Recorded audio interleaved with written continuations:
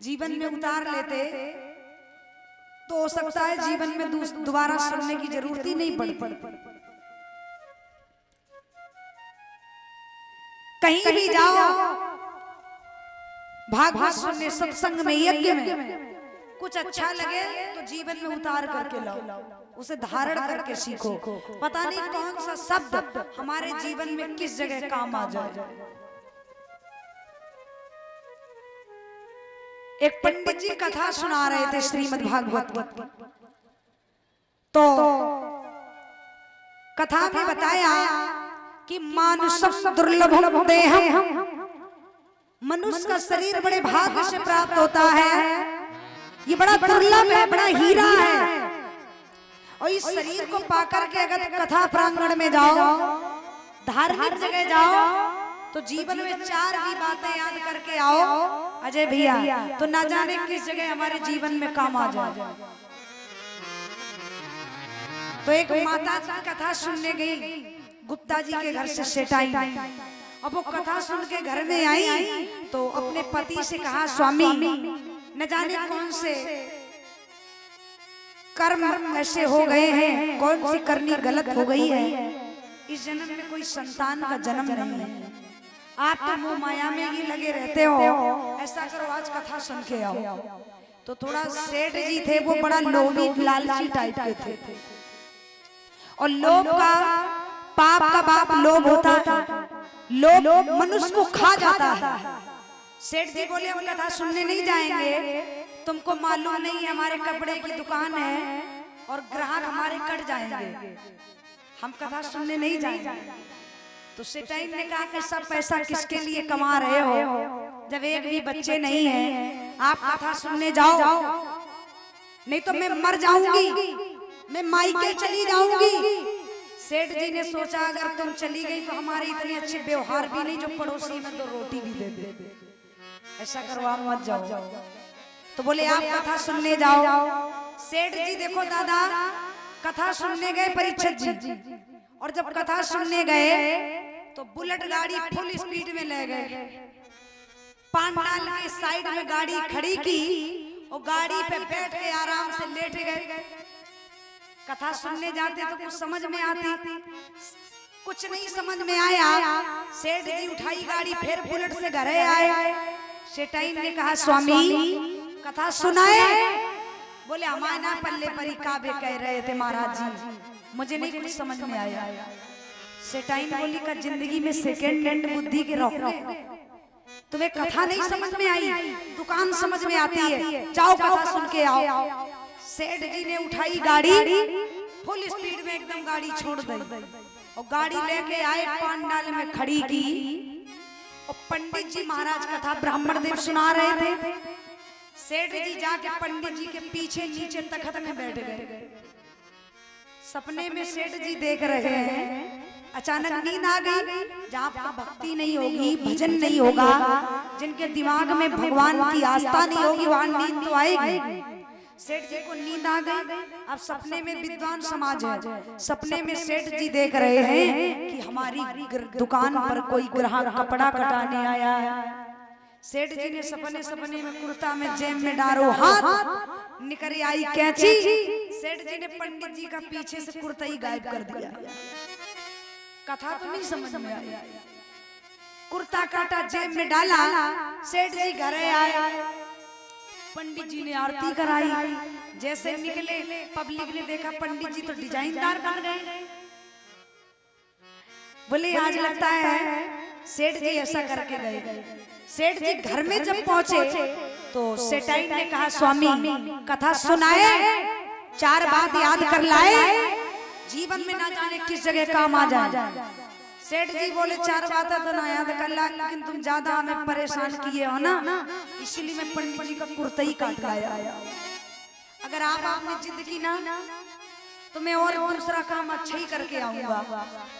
सेठाई बोली जो करना है वो नहीं कर रहे हो, जो जीवन में अच्छा भविष्य होगा, जाओ कथा सुन के आओ, आज मैं जहर खा के मरूंगी।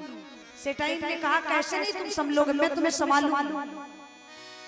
सेठाइन ने जिद की, सेठ जी को भेज दिया। सेठ जी ने लिया एक पेन और ली एक डायरी, गाड़ी से आए, पंडाल में गाड़ी खड़ी की। जैसे सेठ जी ने अपनी कालर ऐसे करी, पंडित जी की नजर पड़ गई, सेठ जी आ गए। पंडित जी के मुख से एक शब्द निकल गया, बोले कौन सा? बोले काहे? आ गए। सेठ जी बोले आओ, आ गए। सेठ जी ने लिया पेन, ली डायरी, लिख लिया का आ गए। बोले अब 3 बातें और बची। तो सेठ जी थोड़ा झुक गए। पंडित जी ने कहा क्यों, क्या झुक गए? बोले झुक गए तो और बोल दे, बस हमारी जिंदगी की छुट्टी। सेठ जी बैठ गए। पंडित जी के मुंह से तीसरी बात निकल गई, काहे? कब बैठ गए? सेठ जी बोले कब बैठ गए? सेठ जी बोले अब एक ही बात बची है, लाओ चल रही। तो सेठ जी चल पड़े और जैसे महाराज जी सेठ जी चले तो पंडित जी के मुख से निकल गया, काहे? का चलाऊ दे। सेठ जी बोले अब हमें का तुमसे गर्ज भरी, खूब बको तो हमें ना मतलब है। 4 बातें लिख ली, याद भी कर ली। आ गए, झुक गए, बैठ गए, चल रहे। 4 बातें लिख भी ली, याद भी कर ली। घर में आए, सेठाइन ने कहा स्वामी देखो, इस जगह मनुष्य को जीवन की जीने की सीख मिलती है। हर पति को कभी कभी पत्नी की बात माननी चाहिए। सेठ जी घर में आए, सेठाइन ने कहा स्वामी 4 बात याद कर लाए। बोले कब पागल हो गई हो तुम? आ गए, झुक गए, बैठ गए, चल गए। आ गए, झुक गए, बैठ गए, चल। सेठाइन बोली हो सकता कहीं तुम्हारे दिमाग में गर्मी न छा जाए, कभी समय पड़े तो याद कर लेना, अभी क्यों चिल्ला रहे हो? सेठ जी बोले तुम पागल हो? आ गए, झुक गए, बैठ गए, चल। सेठाइन बोली अच्छा वैसा करो, पानी पियो, भोजन में बनाती हूँ, आप भोजन करो। बोले ठीक है, भोजन बनाओ, आज बढ़िया भोजन बनाओ, अच्छे से चकाचक खाएं। सेठ जी ने भोजन पानी किया, संध्या वंदन हुआ। परीक्षित जी, सेठ जी को नींद आ गई और जैसे बजे रात के 12 बजे तो सेठ जी को पहली नींद आई। और देखो 12 बजते हैं, जब मनुष्य को पहली नींद आती है तो पंडित जी को समझ में नहीं आता। जब सेठ जी को आई नींद तो सेठ जी के गांव में आ गए चोर डकैत। डकैतन ने सोची कौन VIP बिल्डिंग बनी है, भाई धावा बोलो जा। चोर तो होशियार जासूसी होते, सेठ जी के घर में कूद गए। 3 मंजिल पर चोर आए और सेठ जी के कमरे में लगी थी एसी, बढ़िया कूलर चल रहा था, एसी चल रही थी। सेठ जी के कमरा में चोर खड़े भये, देखा तिजोरी रखी है। चोरों ने सोचा इस तिजोरी को तोड़ लेते हैं, सब ले लेते हैं, निकल लेते हैं, क्या जरूरी किसी के घर में जाओ। तो सेठ जी के कमरे में जब चोर पहुंचे तो सेठ जी सपने में देख रहे, सपने में वही बात निकल गई। का सपने में काहे? का आ गए। चोर बोले यार तो बहुत बड़ी इज्जत है, आज तो आते ही आते ये जग रहा कहता का आ गए। तो चोर कहने लगे चुप जाओ, आज तो ये जग रहा है, आज तो जीवन भर भूल जाओगे, जिंदगी नहीं बचेगी तो चोरी कहां से करो, झुक जाओ। जैसे चोर झुके, सेठ के सपने में दूसरी बात निकल गई, काहे? का झुक गए। चोर बोले मरो, बैठ जाओ जल्दी से, आज तो जो सपा जग रहो, आज तो बोनी खराब है।